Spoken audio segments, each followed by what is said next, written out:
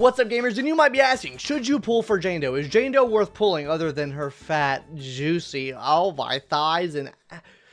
Let me stop cooming out a bit, guys. We all know she has probably the fattest thighs and the fattest ass in Honkai Star Rail, Genshin Hoyoverse, all together, right? So that's the one reason why we're all pulling. But let's talk about some more refined reasons on why we should be pulling for Jane Doe. Like, is the banner worth it? Is her kit worth it? Is she easy to build? What kind of teams does she even work on right now in the game? Everything like that in today's video, so you can better inform your decision whether you should actually be pulling for Jane Doe or not. So without further ado, guys, let's go ahead and start off with the easiest thing to talk about first, the banner. I think this is a really good banner because first of all, we're getting Jane Doe, which is an anomaly physical DPS, right? She's a DPS character, right? Let's just write DPS here, right? Then we have Seth, which is like a shielder and then like a support, right? So let's just put like what, SUPP, because he will be enhancing that anomaly proficiency and then reducing the anomaly buildup rate on the enemy as well, so you can build up anomaly faster on them. And then we have Anby, which is a breaker, right? So Ka-chow, let's just put that for breaker, right? So she's a breaker type unit, and all of these characters can be used on the same team together. The reason why I say you can use them on the same team together and it all works out, spoiler warning if you haven't done the story already. First of all, Seth and her work together because they are both part of INEPS, right? Or the police department, right? So let's just put INEPS there, right? So you're already getting that initial buff from her and him together on the same team,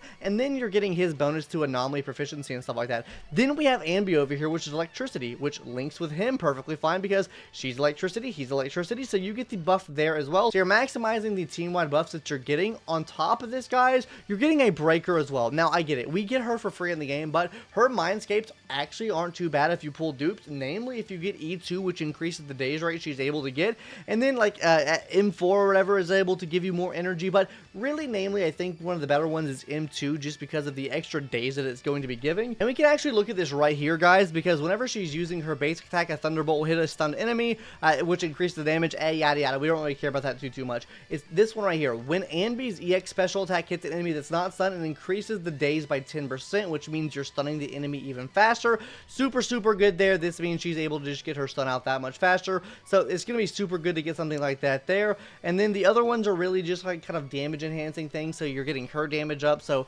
you're getting at least some extra levels of damage out when you're using her and trying to break the enemy shield. And then she also has this right here, which gives energy regeneration for the team. So as long as you're building her with energy regeneration, getting her skill back up, which inherently breaks the enemy shield faster, you're going to be giving energy to the whole team as well. Namely, if you give this energy to someone like Seth per se, right? Which if you don't know what Seth's ability does, whenever he provides a shield, he'll be giving 85 points of anomaly proficiency to the people with a shield, right? And how do you get this shield? The shield's going to be given by basically using his EX skill, right? EX skill is going to give him his shield, so you want this up as fast as possible. So the team actually does synergize decently well. I won't say it synergizes the best because as far as like anomaly buildup goes, you can have other teams that help with the anomaly buildup even more, which we'll talk about teams a little bit later in the video. But overall, I think this team does synergize well enough, so if you pull on this banner and you get one of each of these characters on the banner, you can actually take great use of all of them on the same exact team. So I do think the banner overall is a very big W there. I think it is probably one of the better banners you can pull on. So I do think overall this is going to be a very solid banner to pull on. I mean, all of these characters, like I said, work together really well. But now let's get into the more of the meat and potatoes. Let's talk about her kit, right? Is her kit worth it? Is her kit even good? Is she going to do damage to the enemies? Like, what is actually up with her kit? And I'm here and I'm proud to say her kit actually looks pretty well. And if you guys haven't taken the opportunity already, you can go in game right now and actually play Jane Doe to see if you like her playstyle and stuff like that. There might be some gameplay footage in the background right now to kind of show off the gameplay that she's kind of working with right now. But overall, I enjoyed her gameplay quite a bit as far as like the combat that she does. I like the fact that she goes into her burst mode and then you're able to do like a little spinny move, and then she does increased damage. She explodes those anomalies whenever she hits assault on the enemy. But let's go deeper into the kit by first talking about the core passive, which will be triggering within the 10 seconds you hit them with Jane Doe, with either Jane Doe or really any other character, which is a physical type on your team. And if they hit assault on the enemy, which that's when you reach the max anomaly buildup, assault is what physical does, right? But whenever you hit this, and it's within 10 seconds of her attacking the enemy, you'll actually have a chance to proc off a crit strike on that, right? And it starts off with a base of 23%, and then it gives 50% crit damage. But there is a way to raise this crit rate up, and you can almost have it 100%. So she starts with 23%, but the more anomaly proficiency you give her, the more crit rate she receives. So if you're rocking her with a 420 anomaly proficiency, you're talking about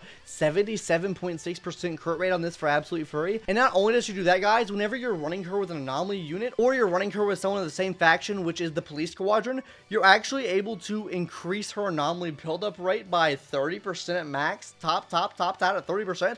That's absolutely massive. This means you're able to proc this ability off even quicker, but like I said, guys, that's not really where the fun ends. Let's go ahead and talk about passion, right? Her passion state. This is after you've hit multiple different basic attacks on the enemy. You enter this state. Very easy to get. You get there very, very quick. But the big thing here, guys, is for every single point of anomaly proficiency after 120, will give you 2 extra attack up to 600. And guys, if you have 420 anomaly proficiency on her, you're getting this 600 attack for completely free, right? So not only are you getting that huge crit rate buff, you're also getting a huge attack buff as well, which just makes her just steamroll just about everything on her own. But just as my general thoughts for a kit, I think her kit works really well overall. I think she will do a good amount of damage. I think she will be probably top of the Pride Win tier list. If we go over here to the tier list, I think she definitely is 100% going to be like up here tier 0 in terms of anomaly DPS. I do think she is better than Grace DPS wise. Grace is definitely going to have her beat in the build up department, but overall I think damage wise she's going to be up here. Alright gamers, so now let's go ahead and talk about some teams. On the screen here you'll see 4 different teams that I put on here on the screen. Like I said, I think the most free to play option for her is just use the Jane Doe and be Seth team, but let's hop off that team because we talked about it earlier. Another team you could run would be a team with Piper, Lucy, Jane Doe, or Piper, Seth, and Jane Doe. Reason why we throw Seth in here, he's just an anomaly menace. He really helps anomaly out quite a bit. And the reason why Lucy is here as well is because she provides a team-wide buff of 600. So this will actually help out Jane Doe's damage quite a bit, but not to mention Piper's here as well. So first of all, if you run Lucy on the team, you obviously get the link up here. And what's so good about that is specifically Jane Doe's core passive here, because if you have any other character on your team hit assault on the enemy, which is Piper is going to be doing, it's going to have a chance to proc this ability off, which does more damage. Now, you won't be able to get Disorder, which is really nice. Disorder is actually super nice, but this is probably, I would say, the second best team if I were to give it like a ranking. This is probably third best in slot team if I had to guess. Now, let's go ahead and hop into what I think the best team for her is, which is a team between Jane Doe, Grace, and Seth. This is going to be hands down the best team. Grace just builds up Anomaly so fast that this team right here is going to be absolutely amazing, right? Because you're building up Anomaly really fast. On top of that, they're 2 different types, so whenever you break the anomaly, or, you know, proc the anomaly off with Jane Doe to get the big damage out from her, you're also getting Disorder as well, which will stun the enemy and give a pretty chunky damage number to that. Not to mention Seth is on the team as well, so you're obviously getting that link up right there between her and Seth, and then you get the full team-wide buff between Grace and him as well. He helps Anomaly, so he's helping both of these characters here with their Anomaly build-up and Anomaly proficiencies. So that's going to be super good as well, and she's just going to be procking it off like it's nothing. I think this is her best in slot team right now, and like I said, I don't think this is overall like going to be her in-game team. I think she still has a lot of growing to do, especially with how her kit works. So I think when we get more characters added into the game that really help with anomaly buildup, but maybe don't proc it as much as Grace does, I think she will come into her own light more, especially when maybe we get, say, like a physical breaker, right? Or another physical type support for anomaly. I think then she'll come into her own light more and be much more viable, or have much more viable teams than she currently has. Because like I said, I think this is the first best in slot team, but you are having to run these 2 characters right here, which are 2 5-stars. If you didn't get Grace, then you can't run this team, right? Seth, on the other hand, is very easy to get. Well, I say that. If you got really unlucky, then probably not. But let's go ahead and talk about the last team now, which I think can work, is Necromata, Jane Doe, and Ching-Yi. Ching-Yi and Jane Doe are going to pair up together because they're both police officers, and then obviously we get the pair up here because we have 2 physical type characters.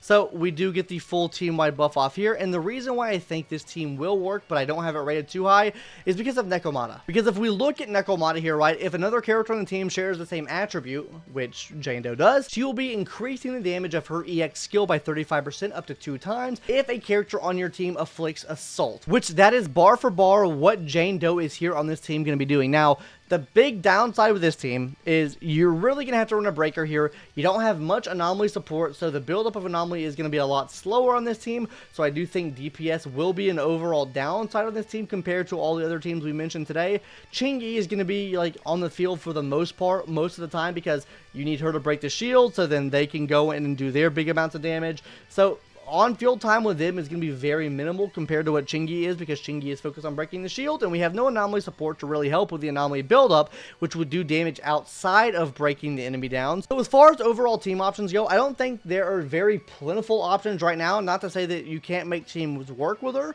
I'm just saying I think in the future she'll have better characters she can run with, but overall right now, I would probably give this a meh on the team rating. Like Banner and Kid are thumbs up. I would say this is a meh. Now I want to get into how easy is she to build, because I think this can either be a major pro for you or a major con for you, depending on who you have on your account. And the reason I say this is because if you pulled an Ellen Joe or a Grace, then you might be in a fine boat, because you were probably farming for this set right here, which is Freedom Blues and or Polar Metal for the ice damage boost for Ellen Joe, and then obviously for Grace the Freedom Blue set. Now one downside here is maybe you farm for Polar Metal and then you said, I don't need Freedom Blues, and threw them all away. And that's one of the bigger points I'm trying to make here, guys. If you did not go and farm for like Ellen Joe or Grace, then you're gonna have to start your journey completely over, because this character is not built like your normal crit rate, crit damage characters. Ellen is our really only character in the game right now that's using the ice damage boost. It might be kind of hard to farm that. So that's why I give it a thumbs up and a thumbs down. If you farmed one way, then you have it. If you farmed a separate way, then you don't have it. And it's going to take you a lot to farm up, because especially with this game being very new, probably a lot of people don't have the resources to go in and just get the best gear possible, because they're still farming for their other characters and trying to build them up still. So overall, I think this could either be a massive win or a massive L here. Now let's get into some of the easier to trek territories, which is main and substats. This is also a massive win, massive downside category, because first of all, for the gear guys, as far as main stats go, you want specific main, like there is almost no flux to the main stats you need, right? Especially on 4. On 4, you want 100% to get Anomaly Proficiency. So you're going to be wanting to aim for that there, and then Anomaly Master for the other piece, right? But overall, I think she's a fairly like wishy-washy build here, so if you haven't already farmed for Anomaly characters, she might be hard to build for you, because you have a ton of farming ahead of you. And as far as like the main subsets go, kind of strict on that as well. So if you're not looking for a very restrictive build in terms of that, then maybe not the character for you to get, right? But overall, guys, what do I really think of Jane Doe? I think she's a really good character. Despite her like luscious features, I still think she is overall going to be one of the better characters in the game. I think she's going to be up there, S+ tier 0, whatever you want to call it. So do I think she's a must pull? No, I don't think she's a must pull. She's a DPS character. You'll probably get much more value out of pulling like a Ching-Yi, which really affects everyone's damage because she breaks the shield. She increases the damage multiplier. If you're looking for a more future-proofable character, I think that she might be the option versus Ching-Yi. I think she has more future-proofing value than Ching-Yi does. But overall, like general use case scenarios, I think Ching-Yi does beat her out there. So take that for what you will, gamers. She's not a must-pull by any means. Do I think she's a good character? Absolutely, I do think she's a good character. But not a must-pull by any means. So do what you want to do at the end of the day. Am I pulling for her? Abso-fucking-lutely I am. I have Grace on my account, and I can make her work really well. And I think her banner is pretty decent as well. So if you're a new player coming to the game, I actually think her banner might be worth it for you to pull on, just because of what it actually has on it, and you can kind of build out a whole team with it. Anyways, gamers, that's going to do it for today's video. Hopefully you enjoyed. I'll see you in the next one. Subscribe if you haven't already. Losers. Anyways, bye guys. See you later.